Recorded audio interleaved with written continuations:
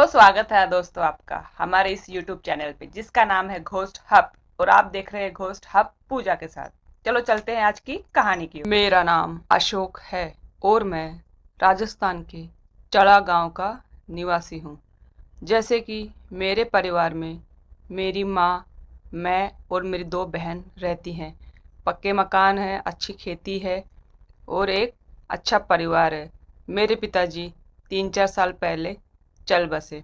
अब मेरी माँ चाहती है कि मेरी कहीं शादी हो जाए, लेकिन जब भी मेरे लिए कोई रिश्ते वाले आते या फिर मुझे जब कोई देखने वाले आते, तो जो मेरे काका ताऊ है वो उन्हें मेरे घर तक ही पहुंचने नहीं देते थे, क्योंकि हमारे बीच ज़मीन जायदाद का विवाद चल रहा था और वह मेरी जो मेरे काका ताऊ है वह मेरी शादी होने नहीं दे रहे थे। बहुत सारे रिश्ते देखे, बहुत सारे लोग आए भी, लेकिन उनके कान भरे गए। जब वो मुझे देख कर चले जाते थे तो लोग उनको गलत गलत बोल दिया करते थे कि वो लड़का तो पीता है, वो लड़का तो कुछ ना कुछ, मतलब मेरे बारे में कुछ गलत बोलकर वो लोग इस रिश्ते को होने नहीं दे रहे थे। उनका मकसद यही था कि ये कुंवारा ही मर जाए। और कुछ लोग तो जब मुझे देखने आते थे तब वह बस स्टैंड से उतरते तभी जो मेरे काका ताऊ है या फिर जो मेरे गांव में जो मुझसे जलते हैं, जो चाहते हैं कि मेरी शादी ना हो, वह उनसे बस स्टैंड पर मिलकर ही उनको मेरे बारे में शिकायत करते और उनको घर तक भी आने नहीं देते थे और उनको बस स्टैंड से ही विदा कर देते थे।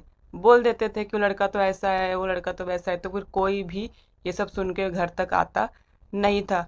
बहुत मुश्किल के बाद मेरे मामा ने मेरी सगाई कराई और फिर मेरी शादी हुई। मेरा एक संपन्न परिवार है, पैसों की कोई कमी नहीं है। अब मेरी शादी हो जाती है। बहुत मुश्किलों के बाद मेरे मामा ने आखिरकार मेरी शादी करा ही दी। अब हम बहुत खुश थे, क्योंकि माँ मुझे सेहरा बांधे हुए देखना चाहती थी, जो वो देख चुकी थी। अब मेरे घर में एक सुंदर सी लड़की जो मेरी दुल्हन बन के मेरे घर में आती है। कुछ दिन बीतते हैं तो मैं नोटिस करता हूँ कि वह बहुत चुप रहती है। जब वो नई नई थी तो हमें लगा नई दुल्हन है इसलिए वो चुपचाप रहती है, लेकिन 5 दिन हो गए, 10 दिन हो गए, 15 दिन हो गए, वह चुप ही रहा करती थी। खाना खाते समय चुप रहा करती, कहीं बैठी है तो बैठे ही रहती थी, सोते हुए भी चुप, वह कुछ नहीं कहती थी। लेकिन हमने इस बात में ज़्यादा ध्यान नहीं दिया। हमें लगा नई नई दुल्हन से ज़्यादा बोलने की आदत नहीं होगी। जब रिश्तेदार आते थे देखने के लिए तो वह किसी को आंख उठा के भी नहीं देखती थी, वह सिर्फ चुपचाप ही बैठे रहती थी इतनी खूबसूरत कि अगर उसको अंधेरे में खड़ा कर दिया जाए तो उसका रूप जो था इतना चमकता था कि सोना भी उसके सामने फीका हो। बहुत सुंदर, बहुत ऐसी लड़कियां देखने को नहीं मिलती। बहुत ही अद्भुत रूप था उसका। उसे पाकर और उसे उसका घर पे आगमन होने के बाद हम सब बहुत खुश थे। अब वह कम बात किया करती थी, लेकिन घर पर थी, कोई बात नहीं, हमें लगा इसकी आदत हो गई कम बोलने की। अब धीरे धीरे उसका अलग ही व्यवहार हमें नज़र आता था। कभी भी जब मैं नहाने के लिए जाता था तो मैं उसे बोलता था टॉवल लेके आओ, तो वह टॉवल के बदले मुझे कभी कभी कुछ और ही ला के दे दिया करती थी। टॉवल मंगाता तो रोटी ला के दे देती, कभी कभी जब पानी मंगाता तो सब्जी ला के दे देती। मतलब पता नहीं वो किन ख्यालों में खोई रहती थी। मैं जो मंगाता वो चीज़ वो मुझे कभी नहीं ला के देती थी, हमेशा उल्टा ही होता था। पर नई थी, मैं कुछ नहीं बोलता था। अब वह धीरे धीरे मेरा गला दबाना शुरू कर देती। जब वो मेरे साथ रात को हम रहते साथ में, तब वह मुझसे बोलती थी, तुम मेरे साथ चलोगे? मैं तुम्हें लेकर जाना चाहती हूँ, हम दोनों बहुत खुश रहेंगे, तुम चलोगे?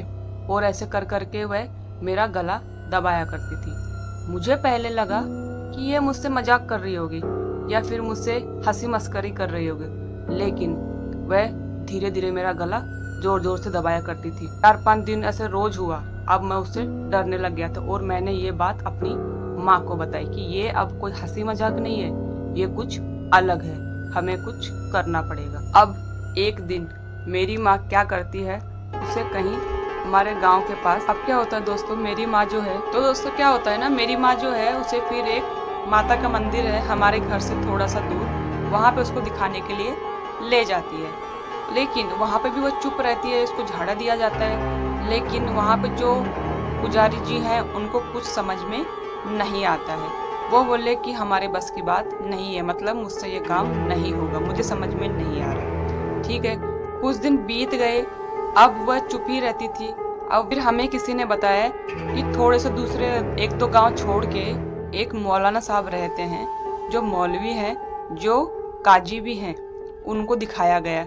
हम वहाँ पे गए, उनसे बात की, इसको दिखाया, जो मेरी वाइफ थी उनको दिखाया। फिर उन्होंने कहा कि 2 दिन आप लोग इसका ध्यान रखना। उन्होंने कुछ उसको पानी वानी पिलाया और कुछ शायद झाड़ फूँक किया होगा। और फिर उन्होंने कहा, हमें उन मौलवी साहब ने कहा कि आपको 2 दिन इसका ध्यान रखना पड़ेगा, इसको आपको 2 दिन छोड़ना नहीं है। अगर इसने 2 दिन निकाल लिए तो यह बच जाएगी। अगर इसने 2 दिन नहीं निकाल पाया, अगर आपने इसका ध्यान नहीं रखा, तो ये मान लो ये चलती गाड़ी से कूद सकती है, छत पे से कूद सकती है, ये आग में भी अपने आप को आग लगा सकती है, अपने आप को फांसी ले सकती है, और चलती गाड़ी से वो कूद सकती है। तो आपको इसका ध्यान रखना पड़ेगा। तो ठीक, हमने कहा ठीक है, और हम घर आ गए। एक दिन हमने उसका पूरा ध्यान रखा। हम रात को सोते भी नहीं थे, उसका ध्यान रखते थे। वो सोई रहती थी तो हम उसके पास ही बैठे रहते थे। कहीं जाते तो हम साथ में ही जाते थे। उसको हमने अकेला बिल्कुल भी नहीं छोड़ा। जैसे तैसे करके एक दिन बीत गया। अब बस एक लास्ट दिन बस उसको बिताना था। तो फिर क्या होता है, जब सुबह होती है तो मेरी माँ चाय बना रही होती है, तो उसको कहा, बेटा तुम मेरे पास बैठ जाओ। उसको बिठा लिया और वो चाय बना रही थी। तो फिर वो कहती है मेरी माँ से, माँ जी आप चाय बना लो, मैं यहाँ झाड़ू मार लेती हूँ आप ही के पास। तो वह क्या करती है, मेरी जो माँ जहाँ बैठी थी चूल्हे के पास, वहीं पे वो बोलती है, मेरी माँ जहाँ पे चाय बना रही थी, वो मेरी माँ से कहती है कि माँ जी मैं झाड़ू मार लेती हूँ। तो मेरी मम्मी को लगा कि चलो यहीं पे आसपास, मैं पास में ही तो बैठी हूँ, यहीं पे आसपास झाड़ू लगा लेगी। जैसे गाँव में कैसे चूल्हा, किचन तो अभी हो गए हैं, लेकिन जैसे चूल्हा भी एक्स्ट्रा बाहर होता है आंगन में, या फिर बाहर कहीं साइड में चूल्हा भी होता है यहाँ पे सेपरेट अपना। मेरी माँ ने कहा ठीक है तुम लगा लो झाड़ू, तब तक मैं चाय बन के तैयार हो जाएगी। वह अब धीरे धीरे झाड़ू लगाना शुरू करती है। झाड़ू लगाते लगाते पास में ही एक कुआं था, वह उस कुएं में कूद जाती है। कुएं में कूदते ही मैं खुद उसके पीछे कूद जाता हूँ। जब मैं अंदर कूदता हूँ कुएं में, वह मुझे नहीं मिलती है और मैं बहुत जोर से चिल्लाता हूँ। आखिरकार वह मेरी बीवी जो थी, लास्ट में वह मुझे नहीं मिलती। जब वो मुझे कुएं में नहीं मिलती है तो मैं पानी से बाहर आके बहुत ज़ोर से चिल्लाता हूँ। अब जब उसकी जान निकल गई तब वह ऊपर आई और मैं उसे अपने कंधे पे लाद कर कुएं से बाहर निकला। अब वह हमारे हाथों से जा चुकी थी और हमने उसका अंतिम संस्कार कर दिया। उसका वो रूप आज भी मेरे आँखों में समाया है। वो बहुत खूबसूरत थी, सोना भी उसके सामने फीका था। उसकी वो आँखें, उसका वो नाक, वो बहुत ही खूबसूरत थी। बाद में हमें पता चला कि उसकी कोई भाभी थी परिवार में, वह गुजर चुकी थी और वह ही उसी की आत्मा जो है उसके अंदर आया करती थी। लेकिन ये बात किसी को पता नहीं थी। बाद में जब कहीं पूछताछ की तब हमें पता चला गया। आज मेरी दूसरी शादी हो चुकी है, मेरे 2 बच्चे भी हैं, लेकिन उसकी जगह कोई नहीं ले सकता। आज भी वो उसका रूप मेरे आंखों में बसा हुआ है और मेरे मन में वो आज भी बसी हुई है। वो जहाँ रहे वहाँ खुश रहे। जय भोलेनाथ।